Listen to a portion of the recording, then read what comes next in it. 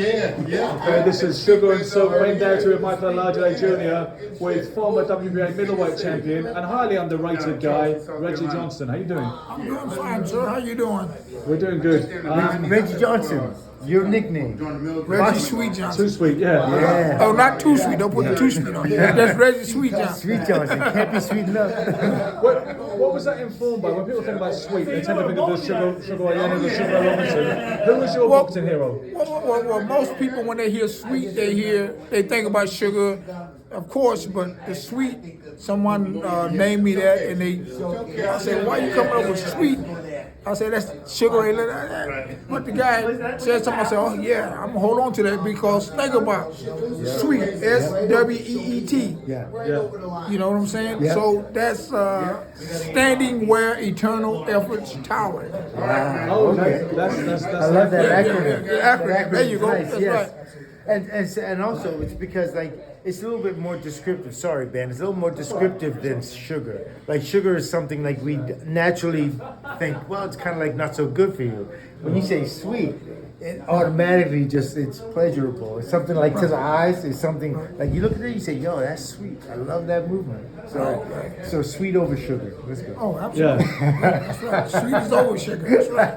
That's from a positive perspective because too much sweet is, that's not good for the body. Exactly. Right. Yeah. So you had a great amateur career. Can you give me a quick dip into your amateur career because you fought a lot of great fighters, and you got up to the point where you were on the. You made it to the U.S. team? U.S. team? USA yes. boxing team? Yes, Yes, exactly. Well, when you think about it, think in retrospect, it, bring tears to my eyes because I was blessed by the best. Yes. During that time, it was Holyfield, Pernell Whitaker, Medrick Taylor, the greatest amateur boxer of all time, Mark Breland. Yes, absolutely.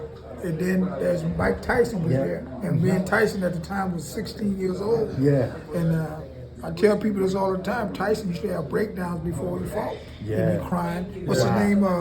Teddy Alice. Teddy Alice, See that footage, right? Yeah, and then he go back in there and he go in there crying, knock somebody out. Only Mike can do that. And those are the glory days. And, Yeah. and I know you guys are kind of like interviewing me, but I want to interview you guys because people always ask me this. So I always ask it, who had the best Olympic team? Was it the 84 or was it the 76? Wow. It's a really tough question. That's it really deep. is. Let's break it down. There was two all-time greats on 76. There was Michael Spinks and Sugar Ray Leonard, two all-time greats. Yeah. Howard Davis didn't quite set the world alight as a pro, but a brilliant amateur. You had Leo Randolph and you had Leon Spinks, who had incredible achievement, then nosedived. Okay. So I think maybe, as much as I love Sugar Ray Leonard more than anybody, I think if you look at the 84 team, maybe it was a little deeper with more success in the pros. You had Holyfield and Whitaker. Yeah. There's two all-time greats right there. You also had Breland, who achieved a lot. You had Virgil Hill, who's like a borderline all-time great. You had Tyrell Biggs, obviously a little bit of a disappointment. Henry Tillman, he same was with thing. 84 with us. Go down, make it right. Frank Tate, we've got the silver medal team. That's who I lost to, Frank Tate. Yeah. So I think maybe there's an argument that 84 was the better team in terms of amateur and pro achievements. Yeah, I would agree with that. But I'm gonna fix that for y'all. Okay. Now, just think about this here: 84, 76, two great teams. Yes. But 76 was Cuba. 84, no Cuba. True. That's a major point, Reggie. There you go. No Russia. And no Russian. No Russian. That's right. Yeah. And no Russian. So and I came up in the 84, but you gotta keep it real. That's 76, true. man. That's true. 76. It was less, the talent pool was less diluted in that Olympiad. Right. That you can't get away from that. Right, absolutely. So I would accept that argument. Yeah. Did you? That's brains. I've known some people, including James Schuler, who said that they preferred amateur boxing. They enjoyed the travelling, they enjoyed the purity of the competition, and the fact that it wasn't all about money and the business and corruption. How did you feel about your amateur career compared to your pro career? Oh, I love the amateur. Being a young kid coming from the hood in Houston Fifth Ward, being able to travel, see the world, learning that Is the that world. where George also came from? Yeah. George and my dad grew up together. Wow. Yeah, but I'm the first guy from Houston to win a world title because George is not originally from Houston. He's from Marshall, Texas. Yeah. But he was raised there from, I think, the age 13 to 14. But back to what we were saying, what was we saying? I'm We sorry. were talking about the Olympic teams. I mean, Oh, no, sorry. oh, Then no, we're talking we about the joy of amateur boxing compared to the kind of business side of pro boxing. Oh, Which one you oh. enjoyed the more? I really enjoyed both of them. But when you really think about it and add all that up, you think about, hey man, okay, I'm an amateur boxing center. Okay, that's good. But then it becomes, a career. It's a job. It's how you was able to. I had my first kid at 17. I was going to turn 18. Wow. Turned pro. Got 250,000. Yeah, yeah. 17 years old. 18 years old. Wow. Got a brand new You got a signing Riviera bonus? car. You got a signing bonus, Reggie? 250,000. That was a pretty good deal for you then. And then they paid my rent where I lived the condos for like 2 years. Yeah. So and then I had a kid on the way. I was able to address and take Yeah, care yeah. of all Yeah. that. So amateur and pro, man. I mean, that's a tough question. But I would have to say, turning pro because think about it. Gave you so That's much. that's why you put all that in. And as an amateur watching Yes. TV, ABC, Yes. watching Yeah. the fighters, I'm trying to get. I Yeah. want to be. Yeah, That's yeah. what I want to be. And guess what? I watched it. I did what it took to get there, Yeah. and I became that. Who did you admire growing up? Oh, Muhammad Ali, Muhammad Ali. the greatest of all time. Come on, man. It doesn't even matter. How many people you ask that and you get the same? That's Muhammad what Ali. That's exactly why we do it. That's exactly why I Vinny asked Paz it. said the same thing just now. So Yeah, we all- oh, Yep. man. It's like- Listen, Muhammad Ali tried to move to Houston, where I'm from, Yeah. back in the day, and they wouldn't let him because of the, Yeah. the politics. the politics and Yes. the racism Yeah, and stuff. yeah, That, yeah. But because he's trying to move in where they had these big brand new homes, but they Yes. didn't want him over there. Yeah. Ali spent a lot of time. He had the late Judge Lloyd Wells, who was an NFL guy. He used to go get the guys out of college, Yeah. but he became real close with Ali. Ali Yeah. tried to move to Houston, and they wouldn't let him. Wow. They Yeah, wouldn't let him. none of that, huh? Move to where the big homes was. Yeah. Yeah, so Explain to me your feelings, your James Toney fight. I think hey man, that's a history fight, and Tony, man, Tony's Yeah. a character. He Oh, goes yeah. off on that. He just did it with us in there. Yeah, he's going on. What- But what he's did a he do? comedian. What was it? Did he play it? He's just a Yeah, he's comedian. like- Oh man, I beat you. You ran. You did Yeah. that. And then I remember one time we did an event and we was going back and forth and had a cigar bar and he had a cigar in his mouth and we going back and forth. He said, "You ran out." And then I said, "God dang, Tony, you right. I was running when I dropped you." Yeah. Everybody, but hey, man, Now, you're one of the few that dropped. I'm it. the first one. And Yeah, then, first then one. Jones. Roy Yeah, Jones. yeah. And that was kind of like debatable because it may have been a Yeah, bout. Yeah. Roy's knockdown was less clear cut. Yeah. That's That clear wasn't cut. a. Yeah. I mean, it So was a after- knockdown, but it wasn't a legitimate. Yeah. So how did you feel like? I mean, where were you in your mind? And When I fought Tony. Yeah, exactly. I mean, that was my first world title fight. That's a fight until this day. And like I told him yesterday, like I told him just then, Yeah. man, that's a fight. In my heart, I know I won, but Yeah. Do you revisit it a lot? Do you look at it? Do you revisit it in your mind, and then we'll look at it? Of course, on in their video? mind, but every once in a while I go look at it Yeah, on the yeah. short or somebody, Yeah. somebody bring it up and talk about it, and they'll show it to me. But I mean, but think about it, I can live with that, man. You Yeah. know, I went on, Yeah. career moved on, and look what James Toney went. Yeah. This Yeah, man, yeah. You do he some became amazing one of the things. greatest Yeah. fighters of all time that could fight in Absolutely. any weight class. Absolutely. And then, come on, man. I mean, Yeah. You move all the way up at the heavyweight Yeah. and beat one of the greatest heavyweights of all time, Exactly, yes. and stop him, Yeah. the great Evander Yeah. Holyfield, who Yeah. I was on the U.S. team with. There you yeah, go. so I spoke to you earlier in the canteen about you being underrated. How do you feel about that? Because it's definitely true, but does it frustrate you that you don't get more? from a boxing perspective, Okay. I understand what you're saying, but I mean, man, there's so many great fighters, and eventually one day, I think they will acknowledge that. I just want to be here. I don't want to be Yeah. 6 feet deep. Yeah. Get it? I want to be By here. the time you want to enjoy it when Yeah, it yeah. That's the happens. fact. Yeah. You're obviously very cerebrally sharp and undiminished by your career. Oh, That's got to be absolutely. valuable. Well, Because the name of the game is to hit and not get hit. Yeah. but knowing that you're gonna get hit if you don't get out the way. So, in terms of defense, what were some of the things you did in the gym to practice defense? Like you wouldn't get hit. What was your, I guess, your defensive insignia? What was your thing? What prevented you the most from getting hit? What I was taught when I turned pro at the age of 17, the people that signed me and I signed with.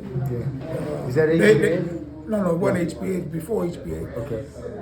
They hired the late great Curtis Coates, who was the first welterweight champion in Dallas, Texas. Yeah. I remember when the first day we trained, he put me in the ring and let me shadowbox 3 rounds. Then he got in the ring and he told me one thing that made a lot of sense to me.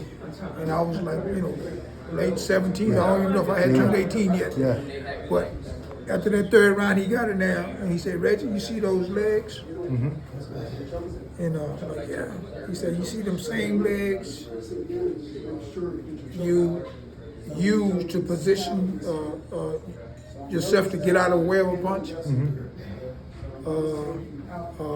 No, I'm sorry. The same legs you use to position yourself to hit a guy? Yes. He said, "Them the same goddamn legs you use to get the hell out the way." Yeah. He said, "Boxing don't start with you. People think because you punch with your arms. Yeah. It don't start with that. It start with your legs. Uh-huh. Because think about it, how you position yourself to hit, Yeah. and how you position yourself to get the hell out the way." Yeah.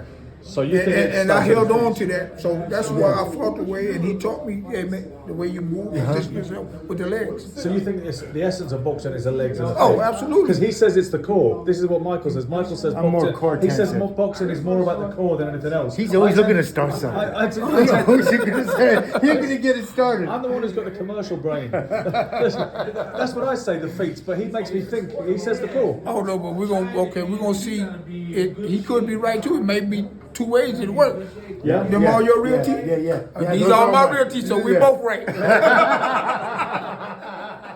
We both right. It worked 2 ways. It worked 2 ways. We both Is that got right? Is that right? That looks like, no, it could be a rap. I mean, I know, unless you have to run. I got my guy. Come on. Okay, all right. We've got to live that at some point. I mean,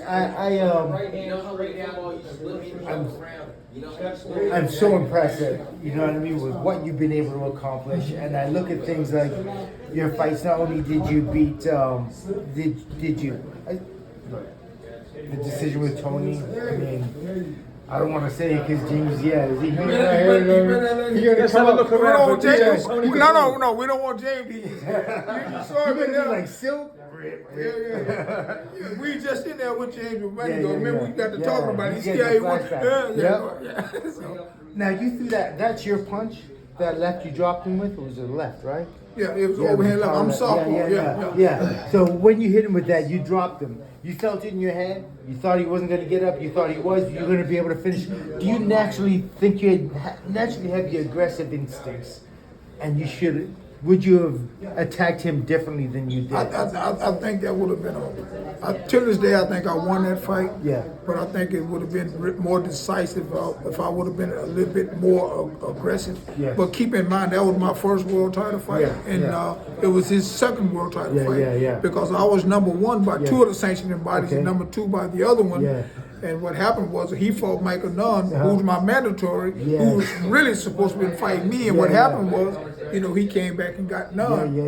That's why he fought me Yeah. 6 weeks after he fought Michael Nunn and won the world title. Wow. So in terms of when you hit him, you were digging. You caught him with that shot. Oh my God, I'm losing my mind for a second. Is that too much sparring? No, I said we both got hit. Sparring in the fight. Yeah. You had that little headgear on. You should have put the big one on. I should have put the bigger one. Yeah, That's 100%. I'm sorry, Ben. Maybe you want to go for a second, and then I'm going to jump back in. I'm just going to come back in to the interest of elongating this beyond convenience. Yes, I will.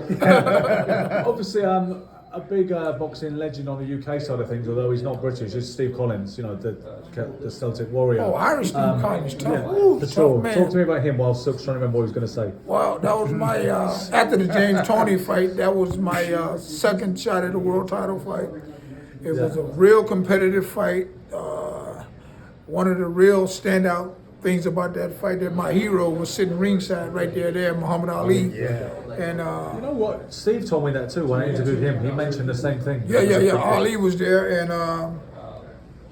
Ali was sitting like close to my corner. Yeah. And you know, and that the day before the fight, I was in Ali's room with the little boy, and I never forget the late Manuel Chato Robles, who was my chief trainer. Yeah. And I mean, you know who Chato was? Yeah. Chato's son is the one that trained Andy Ruiz to become the first Mexican heavyweight champion. Yeah. And Manny Chato, Robles, yeah. Chato passed in 2007, but little Manny, that was his son. Yes. But I remember Chato knocked on the door and he came in and he called me out there, and Chato was like, he's just from Mexico. Yeah. He said, Reggie, listen to me, man. I know you love Ali, man. I don't need fight for you. He said, God damn it, we fight for one time tomorrow, man. God damn it, we gotta go. We gotta get focused, man. So I never forget this here, man. So I said, okay, Chato, relax. So I go and say, Ali, I gotta go, man. Boom, boom, boom. You know, I hugged this little boy again, and I told him I had to go. And Ali said, Reggie, you know what you say his name was? I said, his name Manuel, but we call him Chato. Boy, Chato, right? He said, because I don't want you blaming me, that Irish white boy whoop your ass. And then, you know, Ali just start punching that. Get out of here, man. But I left, and then, you know, went on, and, you know, that was a real exciting fight. And but the only thing I remember when the fight was over, when they was getting ready to announce who the winner was, the first judge had me winning, the second judge had it a draw. And if you look at that, you saw that look on my face, I said, they're finna get me again. Yeah. But that third judge said it was. 115, 113, Reggie, and I became champion of the world. Yeah. Okay, so you're a southpaw. Right. When fighters fight you and they come at you with that basic, you know, oh, you got to throw the right hand at the southpaw. Right. Like this is what Ben believes about. You have to use I the right didn't hand. say that. I didn't say I believe that. No, you did. No, I didn't. You say you had to I said that's you the said top you hand. mean a You know, left hand. yeah, no, they have, like fighting a southpaw, the right hand lead is the best way to hit a southpaw. Okay. Do you believe that to be so? To hit a softball. Yeah, so I'm orthodox. What did you feel most You're vulnerable southpaw. to? Yeah. Nothing. So they always say use the right hand lead against the southpaw. See, me being not only a southpaw, I must add, I'm a converted southpaw. Okay. I'm right-handed. Okay. And Yeah. I'm supposed to be fighting like this. Yeah, But I yeah. can fight both ways now, Okay. but I'm Yeah. dominantly I fight southpaw. Okay. So but think about this. Yeah. If I'm fighting southpaw, Yeah. they train you to get away from this. Yes. Yeah. But think about it, they running right into my power. They're going that way. Yeah. So converted, Yeah. And most of my fights, the only time Yeah. I do it real, just Yeah. to throw them up and I always turn back. Yeah. But I'm a converted softball. Okay. Yeah. So basically, this still kind of like dashes his theory upon the rocks. Why'd you call it my theory? You know it's because not your my theory. theory. It's your theory. It's everybody's theory. I don't. It's I've his said theory. Everybody's rules there to be theory, but broken. you're one of the ones that support No, that no, I theory, don't. and I'm saying I that's don't not know. the theory. Okay, what's Like that? so you're southpaw, right? Okay. This is it. This southpaw, and he's saying anytime like everyone always says you gotta throw the right hand against the southpaw like this, and I'm saying I think like one of the better things to do is to come over with the hook, Yeah. or at least be like show variety, show them a little something different, because you know that I'm coming in orthodox. I'm gonna try to do this, so you have. Everyone does that with you, so you have the natural antidote to that. Antidote is what I'm Yeah. saying. So you know. I don't know where you got the idea that that's my theory. I agree with you that rules are there to be broken. I really do. Well, whether you're softball or orthodox, one of the things is if you're faster than a man, Then you're going to hit him first. you can hit him first. It don't mean if you're faster, it don't mean that you're going to, but you can hit him first. Yeah. But when you're throwing feints, this that, like that's why I always tell people, the smart man gonna always win. Yes. If you fight a softball, you looking out for his left hand. Yeah. But I just told you, I'm a converted softball. Yeah, You yeah. think that's Yeah. my power hand, but this is my power Yeah, hand. yeah. And you're taught Yeah. by most trainers to get away from the Yeah, power yeah. hand. So Yeah, you're yeah. going right into my You're coming power right hand. into it, yeah. Right. Yeah. So it's not only based on what most trainers teach you to do, is having my whole thing, when you say defense, my defense don't start with my arms anyway. No. Yeah. It starts with my legs. Yeah. It's how you position yourself. And Yep. so, yeah. So, what do you think is the most important attribute in boxing for you? What's the most important attribute? What's the most important? Like, is it power? Is it speed? Is it balance? Is it timing? Is it your eyes? Is it, you know what I mean? I think the most powerful thing is boxing is make sure you got good lawyers to get your guy money from Don King. There you go. Well, not only Don There King, you go. they say Don King because he's a man of color, but all the promoters. Yeah, all of them. Ball man, Yeah, all, yeah, of them. all of them. Make sure you get Yes. your business straight. Make sure you got the right business. Trust me, if you get the money right, win, lose, or draw, even if you get knocked out, guess what they got? Guess what they got to do? Wake you up at the bank. Oh yeah. Wake you up at the Reggie bank. Johnson. Johnson, thank you so Wake much. you up at the bank. All right, bro.